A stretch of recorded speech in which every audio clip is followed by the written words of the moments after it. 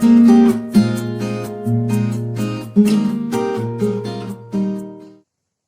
evening, my dear students. In the previous class, we have studied about the application of steady flow energy equation, and we have applied the steady flow energy equation to boiler, condenser, and turbine. Now we'll see nozzle or diffuser. So what is a nozzle or diffuser? A nozzle is a device which increases the velocity or kinetic energy of a working substance at the expense of its pressure drop. The nozzle is insulated so that no heat transfer takes place. That means no heat transfer takes place. That means Q12 is equal to 0. And what is the steady flow energy equation? Steady flow energy equation is Q12 heat transferred minus work done is equal to change in enthalpy plus change in kinetic energy plus change in potential energy. If change in kinetic energy and change in potential energy is neglected, change in enthalpy and change in potential energy is neglected, then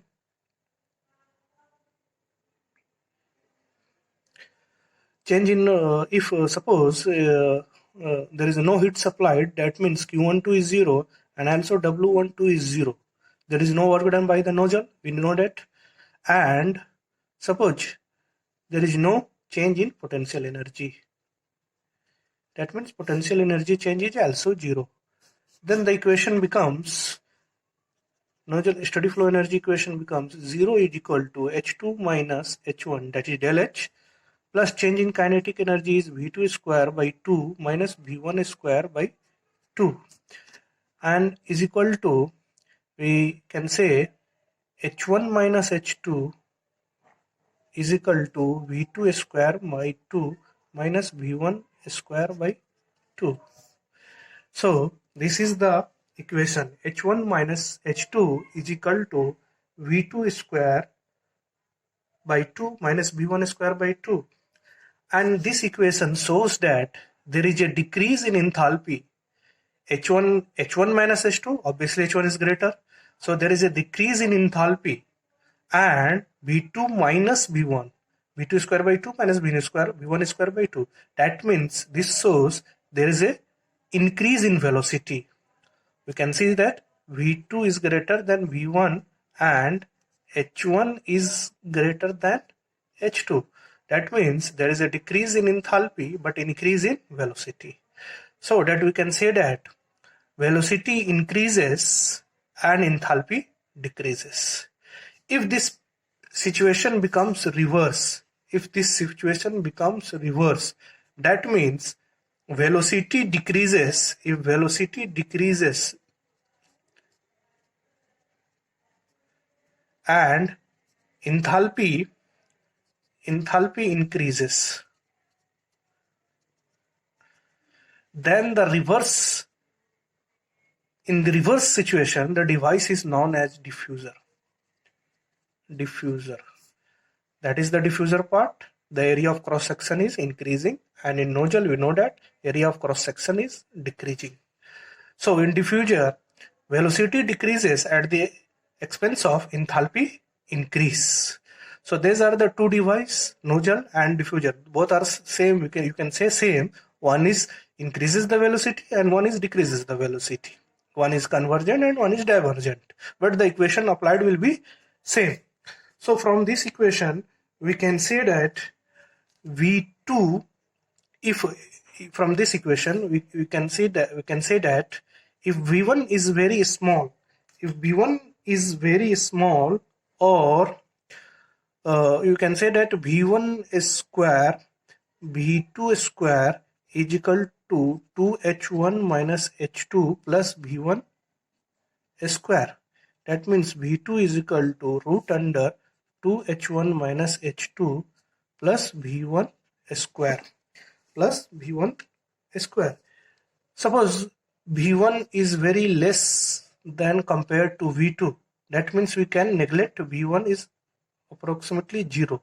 Then V2 becomes root under 2h1 minus h2. So we can find the velocity from the nozzle or diffuser. So this is the equation, this is the equation, and this is the equation for the nozzle or diffuser. And we, if you given the problem, we can apply the steady flow energy equation and we can find out the velocity. Now we will study about centrifugal compressor or compressor. This is the fifth application of the steady flow energy equation, fifth device. What is centrifugal compressor? A compressor is a device which compresses air and supplies the same at moderate pressure in large quantities. You can see this is the compressor, air in and air out. Air is that low pressure, air comes out from at the exit at some moderate pressure. And for that, for increasing the pressure of the air, we have to supply some work, W12. There is no supply of heat, it is insulated. So Q12 is equal to 0. So by writing down the steady flow energy equation, we know that Q12 minus W12 is equal to H2 minus H1 plus change in kinetic energy plus change in potential energy. So because we are doing the work on the compressor, so work can be taken as negative and there is no heat supplied, so this is 0. So minus of minus W12, minus is the formula and work is done on the system, so we have taken again in minus. So minus W12 is equal to H2 minus H1 plus change in kinetic energy plus change in potential energy. If suppose change in kinetic energy and change in potential energy is very small, that is equal to 0, then the equation becomes W12 is equal to H2 minus H1. That means work is done due to increase in enthalpy. Work is done due to increase in enthalpy. Means we are supplying the work on the compressor. Where does this work goes? This work goes to increase the enthalpy of the system because H2 is greater than H1. This work goes to increase the enthalpy of the system. So this is the centrifugal compression. Now we will do a problem on this steady flow energy equation. So you have given a question based on nozzle. Here the velocity and enthalpy of the fluid at inlet of a certain nozzle are. Means there is a nozzle, it is an inlet and it is outlet. We are solving a problem on the steady flow energy equation and the application is nozzle. This is inlet and outlet. So at inlet condition is given, velocity is 50 meter per second, enthalpy is 2800 kilojoule per kg, area A1 is 0.09 meter square. That means this area, this cross sectional area, and a specific volume at the inlet is 0.185 meter cube per kg. Similarly, we have given at the outlet enthalpy is 2600 kilojoule per kg and a specific volume is given 0.495 meter cube per kg. And one thing is more is given in the question, nozzle is horizontal. Nozzle is horizontal means there is no difference between the datum level, inlet and outlet position, and also insulated. Also insulated means there is no heat is going to the system or there is no heat coming out of the system. So these are the given things, and you have to find velocity at the exit, velocity at the inlet given, velocity of the at the exit you have to find. Mass flow rate, you have to find at what rate mass is flowing. Second, mass flow rate. And third, exit area of the nozzle. You have given the inlet area 0.0959 meter square. You have to find the area A2 here. So these are the question, and these are the given materials. So what we will do, we have to, because we have to written down the given things, and we have also written down the what we have to find. So first we will apply the steady flow energy equation. In that we can find out the velocity. So what is a steady flow energy equation? A steady flow energy equation is like that. Steady flow energy equation.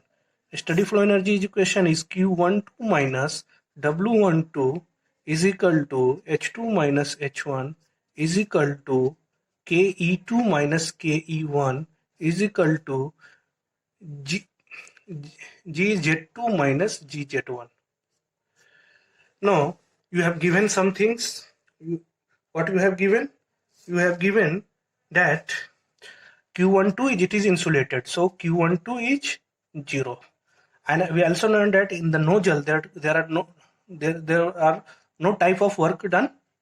There is no work done from the nozzle, so W12 is also 0, and you have also given that nozzle is horizontal, means there is no difference between datum level.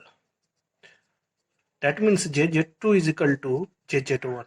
So change in potential energy is also given at 0. So the steady flow energy equation becomes 0 is equal to, this is 0, this is 0, H2 minus H1 plus V2 square by 2 minus V1 square by 2, that we have derived in the equation for the nozzle. So from that we can find velocity at the exit. V2 is equal to V1 square plus 2 H2 minus H1 root under.